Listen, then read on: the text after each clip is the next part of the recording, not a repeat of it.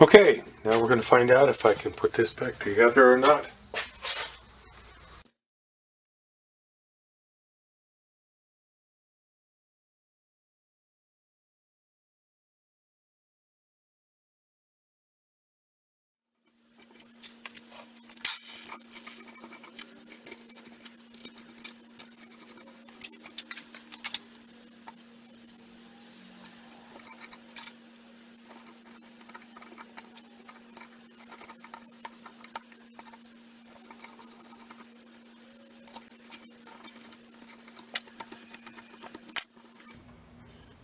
Okay, now I've got the two brass strips on the top with their little shims. Uh, so those get tightened down. Now it's time for the bull gear. Here comes the bull gear and the assembly. There's the bull gear. And to the left of the bull gear, that little gear is the gear that drives the feed mechanism. So the bull gear goes into the housing, and it gets the feed gear gets threaded on there and tightened down. That mechanism tightens it so you can adjust the stroke of the machine. Okay, well, the first things I have to do is put this in. This drives the ram. The ram slides in up here, swings back and forth.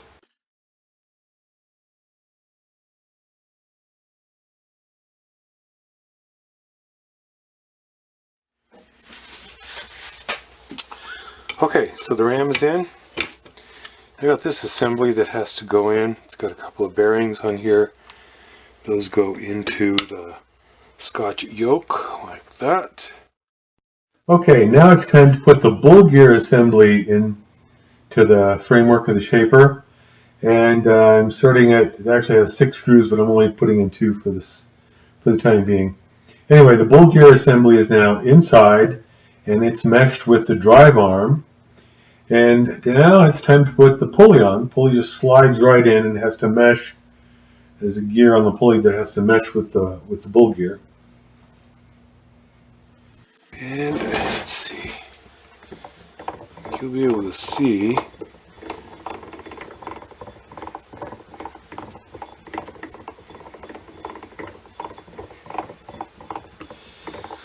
I think you'll be able to see enough of this to understand what you're adjusting. Yeah, I think so. At least it'll be helpful. Okay, time for this to go on.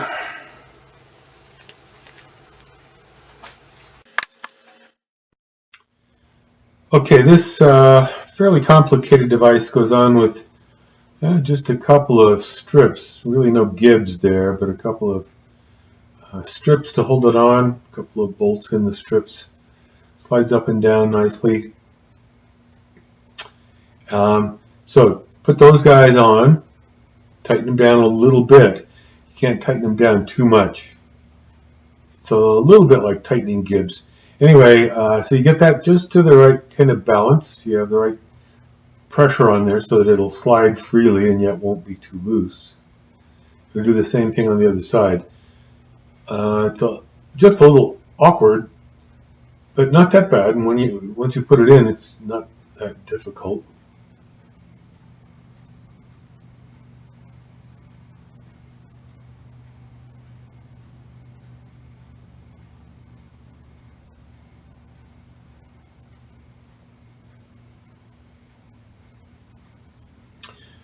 All right, there I'm just adjusting it to make sure the tension is right so that it's not too tight, not too loose. There's an adjustment bolt on the bottom. That needs to be oiled up well also. This is just a cover that goes on, but there's a drive gear. The drive gear for the feed mechanism goes on there. And the way it goes on is crucial to how the feed works, whether it's on the forward stroke or the back stroke. It's easy enough to adjust. You just remove that housing, and then you can move the gear around to whatever position you might need.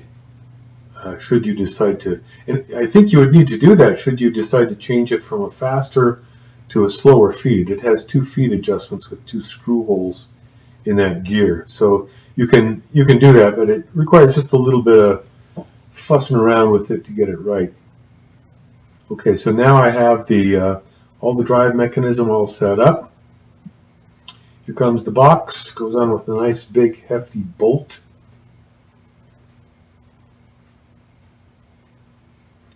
You can adjust the box to be flat or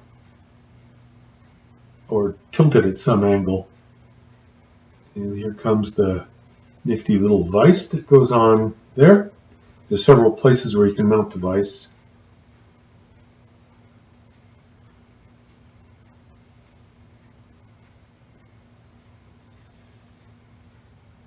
Now it's time for the ram.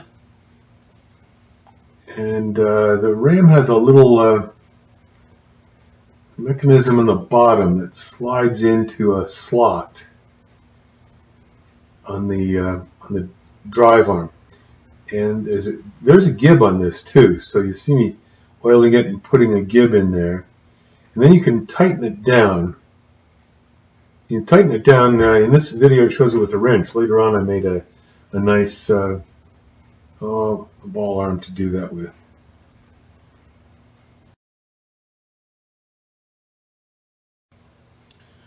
With the window cut in the side of the shaper, I can now look inside and see where the bowl gear is and where the drive mechanism is intersecting that, so that I can adjust the stroke for longer stroke or shorter stroke and tighten it down on the wrench on the other side of the shaper.